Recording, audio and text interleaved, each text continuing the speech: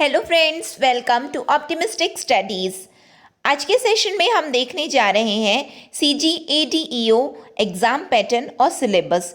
हालांकि इसकी वैकेंसी अभी निकली नहीं है, बट ऐसा अनुमान लगाया जा रहा है कि इसकी वैकेंसी जल्द ही आने वाली है। तो चलिए आज का सेशन स्टार्ट करते हैं। यदि आप चैनल पर न्यू हैं तो चैनल को सब्सक्राइब कर लीजिए और बेल नोटिफिकेशन को ऑन रखिए, जिससे हम जो भी वीडियो डालें तो आप तक पहुंचती रहे। Let's start the session.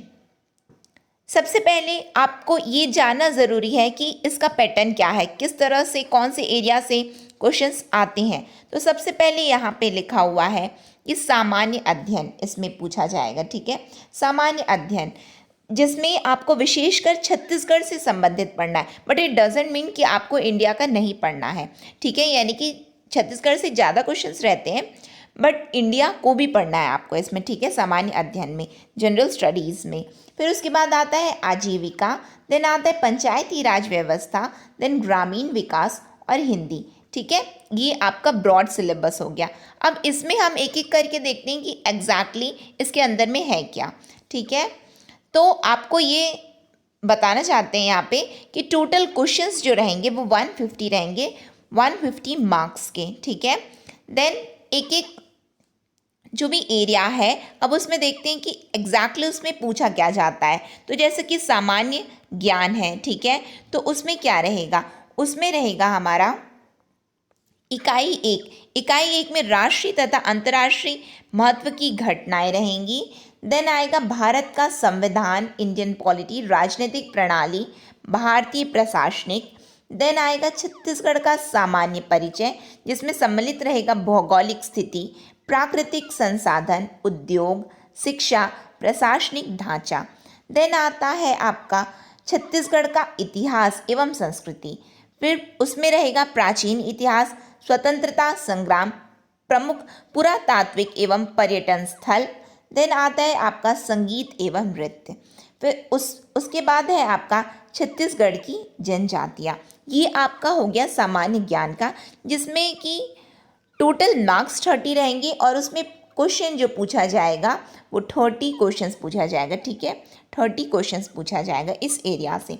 Then आता है आपका आजीविका। तो आजीविका में आपको क्या पढ़ना है, योजनाओं की जानकारी। ठीक है, योजनाओं की जानकारी आप इसमें क्या रहेगा, ये भी 30 मार्क 30 क्वेश्चंस रहेंगे। ठीक है, इसमें आता है भारतीय कृषि और ग्रामीण अर्थव्यवस्था में उसकी भूमिका। देन इसके अंतर्गत हरित क्रांति, श्वेत क्रांति, कृषि का मशीनीकरण तथा पशुपालन आदि का ग्रामीण जनजीवन पर प्रभाव का अध्ययन अपेक्षित है। ठीक है, फिर उसके बाद आता है राष्ट्रीय आजीविका मिशन, यानी कि आपको केवल इसमें फोकस क्या करना है, योजना। ठीक है, फिर उसके बाद आता है आजीविका प्रदान करने में ग्रामोद्योग की भूमिका, फिर संस्थागत विकास, स्वसहायता समूह की प्रकार, गठन की प्रक्रिया। फिर उसके बाद आता है आजीविका हेतु परियोजना प्रबंध, सहकारिता एवं बैंक व्यवस्था। फिर उसके बाद है बाजार परिभाषा, प्रकार, स्थानीय बाजार की रूपरेखा, आजीविका हस्तक्षेप के प्रकार, तरीके आदि।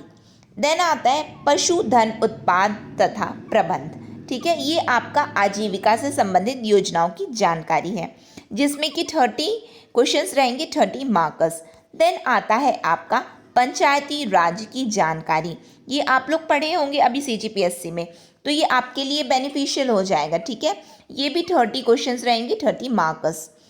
इसमें क्या है, आपको 73 संविधान संशोधन विशेषताएं, फिर छत्तीसगढ़ पंचायती राज अधिनियम इसमें आपको पढ़ना है, फिर त्रिस्तरीय पंचायत की संरचना, ग्राम पंचायत के कृत्य, ग्राम सभा, ग्राम पंचायत की स्थायी समितियां एवं उनकी कृत्य। देन आता है आपका पंचायत सेक्टर की प्रमुख योजनाओं की जानकारी।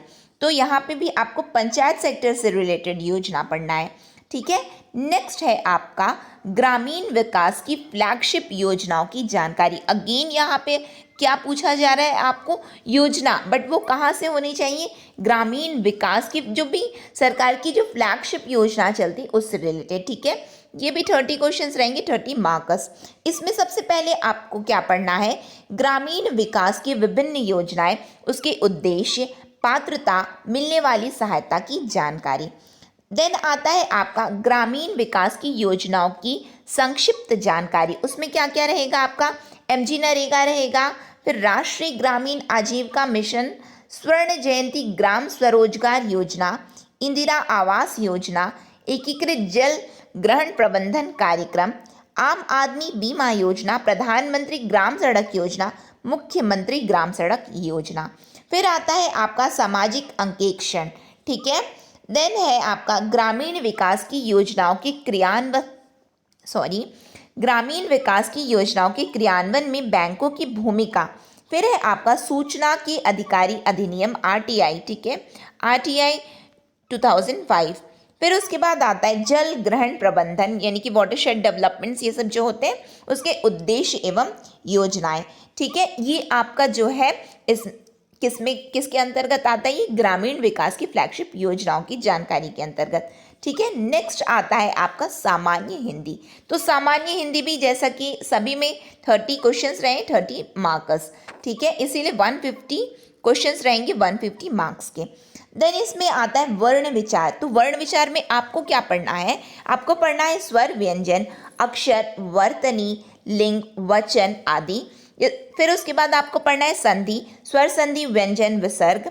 फिर आता है शब्द विचार, वर्ण विचार हो गया, अब आता है शब्द विचार। शब्द विचार में आपको पढ़ना है शब्द रूप और शब्द रचनाएं, स्रोत की आधार एवं शब्दों के वर्ग, जिसमें आपको पढ़ना है तत्सम, तद्भव, देशज, विदेशी, अर्थ के आधार पर शब्द भेद, पर्यायवाची शब्द, विलोम शब्द एवं अनेकार्थी शब्द।